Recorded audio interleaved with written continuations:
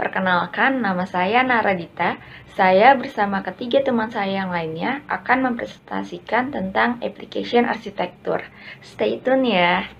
Tujuan pembuatan dokumen dari application arsitektur ini sendiri yang pertama adalah mengembangkan application target arsitektur yang sesuai dengan arsitektur bisnis dan visi arsitektur melalui pendefinisian statement of architecture work dan fokus dari para stakeholder. Dan yang kedua, mengidentifikasi komponen kandidat arsitektur roadmap berdasarkan kesenjangan antara baseline dengan target information system arsitektur atau dalam hal ini bagian application.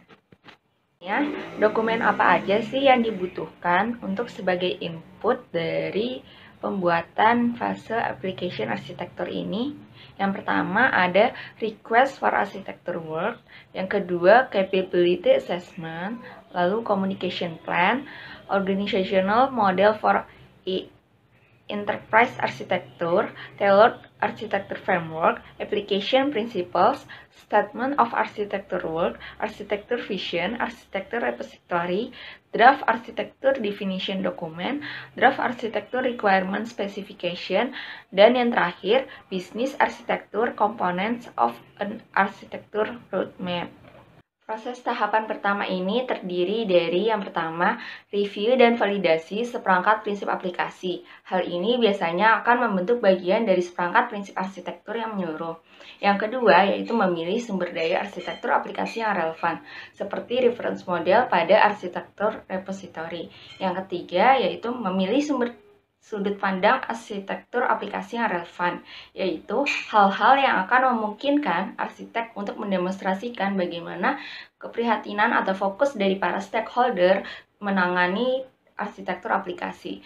Yang berikutnya yaitu mengidentifikasi tools dan teknik untuk menangkap, memodelkan, dan menganalisis terkait sudut pandang yang dipilih.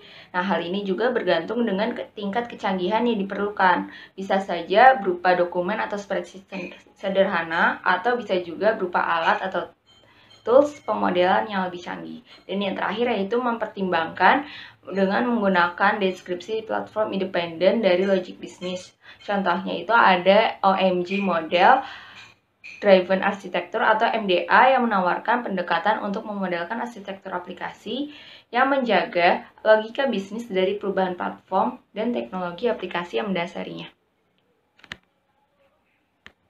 Kita ke tahap 1.1 yaitu menentukan model proses secara keseluruhan. Untuk tahap yang pertama itu kita harus memahami daftar aplikasi dan komponennya yang diperlukan berdasarkan baseline application portfolio dari perusahaan tersebut. Kemudian, sederhanakan aplikasi yang kompleks menjadi 2 atau lebih aplikasi.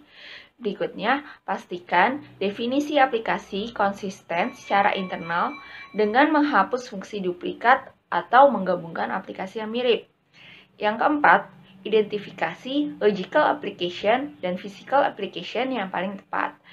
Yang berikutnya, kembangkan matriks yang menghubungkan antara aplikasi dengan layanan bisnis, fungsi bisnis, data, proses, dan yang lainnya. Dan yang terakhir, perinci tampilan aplikasi arsitektur dengan sistem testing. Berikut ini merupakan salah satu contoh dari application portfolio milik salah satu perusahaan. Berikutnya yaitu mengidentifikasi katalog yang dibutuhkan dari application building blocks. Nah, katalog sendiri ini merupakan portofolio aplikasi milik organisasi atau portofolio dokumentasi antarmuka. Dan katalog ini dia bersifat hierarkis dan mencakup dekomposisi entitas metamodel dan seluruh entitas model terkait. Misalnya, katalog komponen logical application diturunkan menjadi komponen physical application dan kemudian diturunkan lagi menjadi layanan sistem informasi. Ini merupakan contoh dari katalog antarmuka atau katalog interface dengan katalog portofolio aplikasi. Perkenalkan, nama saya Dwi Nova Wijayanti, NIM 1821747. Pada kali ini saya akan melanjutkan step dalam application arsitektur. Step pertama bagian 3 yaitu Identify Required Matrix. Matrix pertama yaitu application function matrix. Matriks ini untuk menggambarkan hubungan antara aplikasi dan fungsi bisnis di dalam perusahaan. Pemetaan hubungan komponen fungsi aplikasi adalah langkah yang penting karena beberapa fungsi dan layanan bisnis akan didukung oleh aplikasi yang dibangun. Matriks selanjutnya yaitu Application Interaction Matrix. Matriks ini digunakan untuk menggambarkan hubungan komunikasi antar sistem ataupun antar komponen aplikasi. Matriks ini pun terdiri dari dua dimensi tabel dengan application service, logical application component, dan physical application component pada baris dan kolom tabelnya.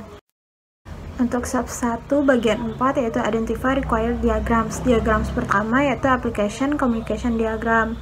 Nah, diagram ini digunakan untuk menggambarkan semua model dan pemetaan yang terkait dengan komunikasi antara aplikasi dalam entitas metamodel atau data yang sesuai.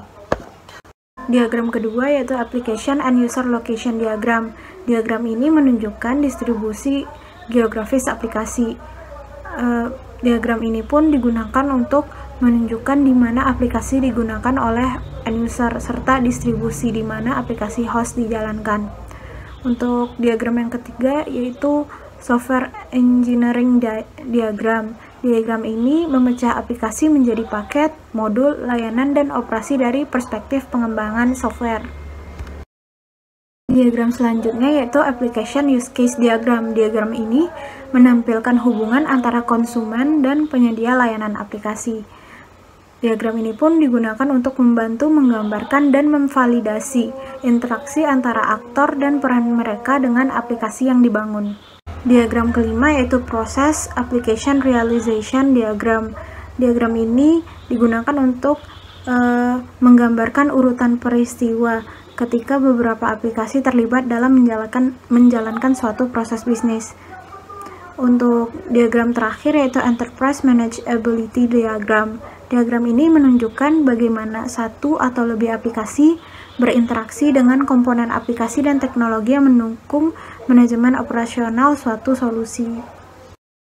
Step 1 bagian 5, Identify Types of Requirement to be Collected. Requirement adalah apa yang dibutuhkan untuk memenuhi kepuasan atau keinginan para stakeholder. Untuk contoh requirement pada application architecture kali ini yaitu pembuatan aplikasi point of sales untuk offline store Sociolla. Step kedua yaitu Develop Baseline Application Architecture Description, yaitu deskripsi dasar dari arsitektur aplikasi yang sudah ada pada saat ini untuk dikembangkan menjadi level yang ditargetkan. Baseline Application Architecture ini sendiri terbagi atas 3. Yang pertama, konseptual. Konseptual ini memberikan contoh tampilan arsitektur aplikasi dasar pada tingkat konseptual yang terdiri dari layanan aplikasi. Yang kedua yaitu logical. Logical ini memberikan deskripsi tampilan tingkat logis untuk arsitektur aplikasi dasar untuk memahami keputusan arsitektur yang telah diambil untuk para stakeholder. Dan yang terakhir yaitu physical, hasil fisik katalog aplikasi yang digunakan oleh enterprise tersebut. Selanjutnya yaitu step ketiga, yaitu mengembangkan deskripsi dari target application arsitektur. Pada pengembangan target application arsitektur ini juga menggunakan views yang digunakan pada pengembangan baseline, yaitu ada konseptual, logical, dan physical. Pengembangan ini dilakukan sesuai dengan level yang diinginkan dan harus mensupport arsitektur vision dan menggunakan model yang digunakan pada step pertama. Selanjutnya setelah dilakukan pengembangan baseline arsitektur dengan target arsitektur, dilakukan gap analysis. Gap analysis ini basically adalah membandingkan antara target arsitektur dengan baseline ini. Nah, pada gap analysis ini juga harus dilakukan validasi arsitektur, termasuk membandingkan antara view satu dengan yang lainnya, lalu memastikan arsitektur itu mensupport semua prinsipal, objektif, dan constraints, lalu mengetes model akan kelengkapannya terhadap requirement, dan mengidentifikasi gaps tadi menggunakan matriks yang akan ditanya. Berikut adalah contoh template yang digunakan untuk gap analysis. Yang pertama ini ada pada kolom pertama dapat dilihat baseline arsitekturnya atau as is, dan ini dapat dimasukkan kapabilitasnya ataupun service-nya. Lalu terdapat target arsitektur pada row pertama. Kedua hal ini akan dibandingkan lalu akan dimasukkan ke dalam eliminated services ataupun yang new. Nah, terdapat beberapa contoh kasus pada matriks ini. Yang pertama yaitu video conferencing services yang terdapat juga pada baseline dan target, dan itu tidak akan diubah. Lalu terdapat enhanced telephony services juga terdapat pada target arsitektur, tetapi akan dikembangkan, itu dimasukkan ke dalam row yang new. Lalu terdapat broadcast services yang tidak terdapat pada target, itu akan dieliminasi, dan juga terdapat shared screen services yang terdapat pada baseline tapi tidak terdapat pada target. Mungkin juga, tapi itu adalah kesalahan dalam pengembangan target arsitektur. Jadi itu tidak intentional dieliminasinya. Nah, terdapat juga mailing list services yang juga akan ditambahkan pada arsitektur ini dan dimasukkan ke dalam row new. Lalu pada step kelima yaitu mendefinisikan komponen untuk kandidat roadmap. Komponen ini merupakan hasil dari ekstraksi key differences dari gap analysis yang telah dilakukan pada step keempat. Nah, komponen ini akan digunakan untuk memprioritaskan aktivitas, dan komponen ini juga akan digunakan untuk membuat roadmap yang akan dibuat pada opportunities dan solutions phase.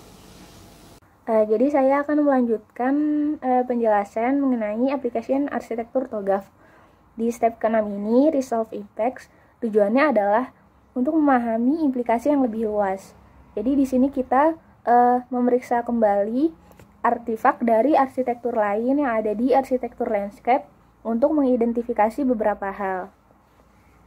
Nah, yang diidentifikasi itu adalah apakah arsitektur aplikasi ini berdampak kepada arsitektur yang sudah ada sebelumnya, apakah perubahan terbaru yang dibuat itu berdampak kepada arsitektur aplikasi, lalu apakah ada peluang untuk memanfaatkan pekerjaan dari arsitektur aplikasi ini di area lain di dalam organisasi.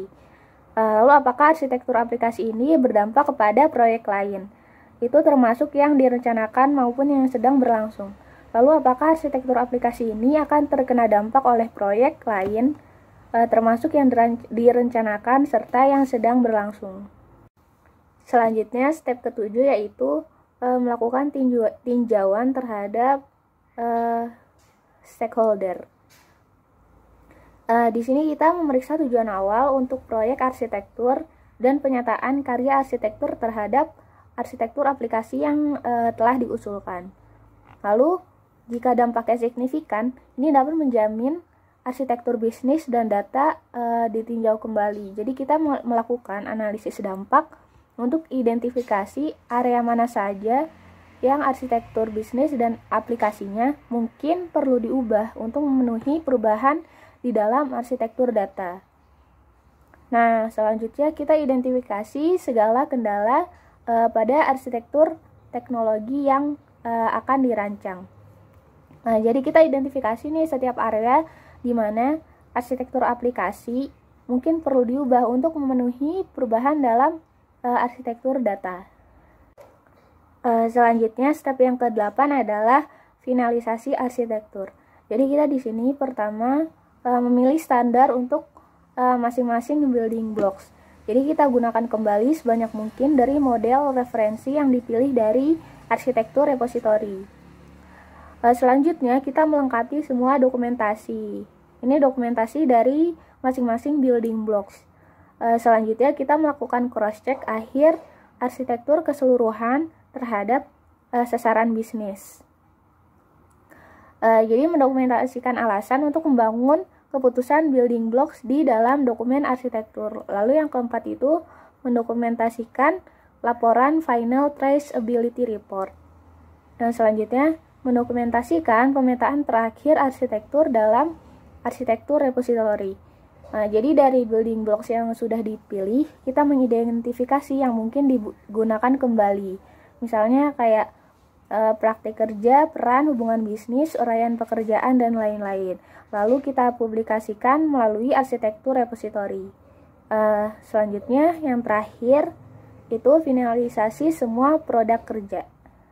Nah, ini contohnya seperti hasil dari gap analysis. Step selanjutnya itu step ke-9 atau step yang terakhir, yaitu membuat arsitektur definition document. Jadi kita mendokumentasikan alasan untuk membuat keputusan building blocks di arsitektur definition dokumen. Nah, selanjutnya kita persiapkan bagian dari arsitektur aplikasi yang merupakan bagian dari arsitektur definition dokumen.